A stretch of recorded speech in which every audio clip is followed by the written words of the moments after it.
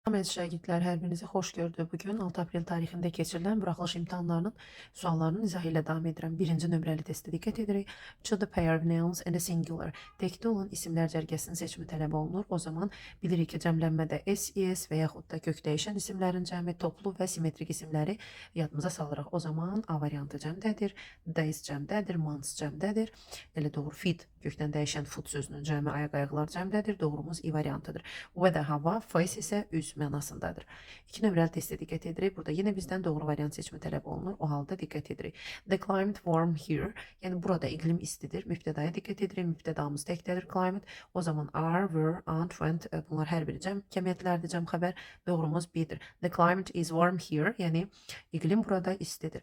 3 nömrəli testə diqqət edirik. Burada artıq make-up sentence cümlə tamamlamadır və cümləmizə diqqət edəndə biz keçmiş damlayıcı zamanın budaq cümlə ilə belə deyib baş cümlənin qarşılıqlı V ilə bağlanmasını görürük.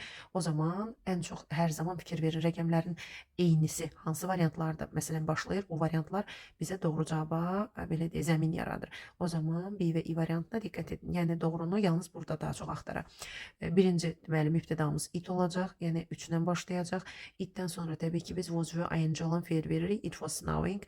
3-1-4 şəklində və variant ardıcılığına diqqət edin. Hələ ki 3-1-4 hər iki variantda eyni gəlir. It was snowing, qar yağırdı. Nə zaman yağırdı? Artıq burada biz bağlayıcı verməliyik 2 şəklində. O zaman artıq burada fikir verirsiniz, yenə də 2-yə qədər olan hissə doğrudur. 3-1-4-2. Amma burada isə 5 yanlışdır. Deməli cümləmiz belə olmalıydı. It was snowing when the guests arrived. Qonaqlar çatanda qar yağırdı. O zaman olmalıdır. 3-1-4-2-6-5 şəklində. Ona görə də elə doğru variantımız olacaq. D variantı. Növbəti 4-cü suala baxırıq. Burada bizdən bağlayıcıların seçimi tələb olunur. You should stay at home, you are ill. Xəstəsənsə, yəni evdə qala bilərsən. O zaman səbəbimiz nədir? Xəstə olmağımız və cümləyə diqqət edirik. Ardıcıl hərəkətlər baş vermir. O zaman and istifadə edilmir. Güzəşt burada güman yoxdur və or seçim yoxdur. Onlar eynidir. Yəni əgər ikisi də bir cümlədə varsa heç biri doğru deyil. Doğrumuz C-dir. You should stay at home because you are ill. Evdə gərək qalasan çünki xəstəsən. 5 nömrəli testə diqqət edirik. Yenə bizdən doğru variant tələb olunur. O zaman diqqət edirik. Cümləmizdə biz complex object mürəkkəb tamamlıq görürük. Want və biz demişik ki, hər zaman mürəkkəb tamamlıq obyekt halının iki fe'l arasında quruluşu deməkdir. Və want da bilirik ki, to-nu tələb edən fe'llər sırasındadır. O zaman doğrumuz elə iyidir. My sister wanted me to cook the meal quickly. Bacım mən istədi ki, mən yeməyi daha cəld hazırlayım. 6 nömrəli testə diqqət edirik. 6 nömrəli testə yenə doğru variant tələb olunur və diqqət edirik. Birincisi, the museum is far our office. Muzey ofisimizdən uzaqdır. Yəni bizim ofisimizdən məsafə var. O zaman far həmişə from'u tələb edir. İkinci tərəf, if you go foot, yəni ayaqla ora getsən, ingilislər ayaqla sözünü on foot ifadəsini istifadə edirlər. Ona görə də doğrumuz elə D variantıdır. If you go on foot, it will take you half an hour. Yəni sən ora peş piyada getsən, saat yarımını alacaq, yəni vaxtını alacaq. O zaman from və on avtomatik tələbləridir fe'llərin. Yəni phrasal verblərdir. 7 nömrəli testə diqqət edirik. 7 nömrəli testdə düzgün zaman forması. Birinci biz yesterday görürük. Yesterday keçmiş zamandır. O zaman have, has, is hər biri indiki zamandadır. Doğrumuz elə A-dır. My family had barbecue yesterday. Dünən mənim ailəm, yəni kebab yedi mənasında. 7 nömrəli testə diqqət edirik. Artıq bu təkrardır. Yəni qeyd etdim yesterday'ə görə avtomatik uzlaşma yalnız keçmişdə olan A variantıdır. İndi isə 8 nömrəli testin davamı ilə izah edəcəm. He gave me phone number, I gave him. Birinci növbədə nöqtədən sonra phone number isim görürük. Biz bilirik ki, yəli əvəzin 2 forması var. Birinci forma S-dilər, heç bir halda özündən sonra isim tələb etmir.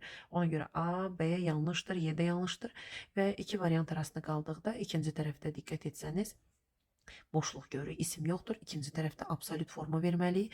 Ona görə doğru variantımız D-dir. He gave me his phone number. O mənə öz mobil nömrəsini verdi. I gave him mine. Mən də ona özümkünü verdim. 9 nömrəli testə diqqət edirik. Choose a character option. Yenə doğru variant tələb olunur. Nöqtədən sonra gələn ismin cəm olmağına diqqət edirik. Much, a little özündən sonra sayılmayan isim alar. 1-4, few, many bunlar isə cəm isim alar. The teacher asked us many questions. Müəllim bizə çoxlu suallar verdi. The teacher asked us few questions. Müəllim bizə bir neçə sual verdi. Yəni azlıq mənasında. 10-cu suala diqqət edirik. 10-cu sualda artikelların seçimidir. Birinci bydan sonra hər hansı bir insan adı və ya da nəqliyyat gələrsə 0, heç bir artikel istifadə etmirik. Ona görə də elə avtomatik B variantı doğru variantdır. We usually go by train, but today we're taking the bus. Biz adətən qatarla gedirik, amma bugün biz avtobusla gedirik. 11 nömrəli testə diqqət edirik. Phone you last night. Dünən sənə kim fiilimiz phone zəng etmək. Yəni kim zəng etmişdi? Birinci who'dan sonra isim gələr. Burada isə phone idi göstərir ki, keçmiş zamanda olan feildir. Whom əvəzli alır. How'dan sonra sifət olar. Why'dan sonra köməkçi feil olmalıydı. Doğrumuz who'dur. Çünki who birbaşa özündən sonra indiki və keçmiş zamanda feili ala bilir. 12 nömrəli testdə passive voice, yəni doğru məzmunlu versiyasının seçimi tələb olunur.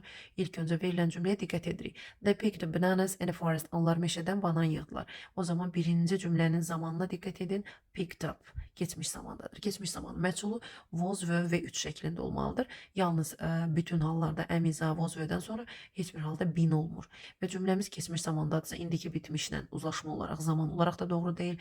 Biz onu verə bilmərik. Are indiki zamanı məchuludur, doğru deyil. Will beni bir cümlədə görməmişik, cümləmiz gələcək zamanda deyildi. Doğrumuz C variantıdır. Bananas were picked up in the forest. Banan meşədə yığıldı. Yəni onlar tərəfindən. 13 nömrəli testə diqqət edirik. Bizdən correct pair of synonyms, yəni sinonimlər qeyd olunur. Rude, polite, kobud, nəzakətli bunlar antonimdir. Simple, hard, asan, çətin antonimdir. Early, late, tez, gec antonimdir. Dangerous, harmless, təhlükəli, ziyansız bunlar antonimdir. Doğrumuz C-dir. Anxious, worried, yəni hər ikisi narahat deməkdir. To be worried, to be anxious. 14 nömrəli testə diqqət edirik. Bizdən exclamatory sentence, yəni nida cümləsinin seçimi tələb olunur. Birinci növbədə what'dan sonra what'la başlayan nida cümlələrinə diqqət edirik. İlk öncə nidadan əvvəl heç bir halda şəxsi əvəzlik verilmir.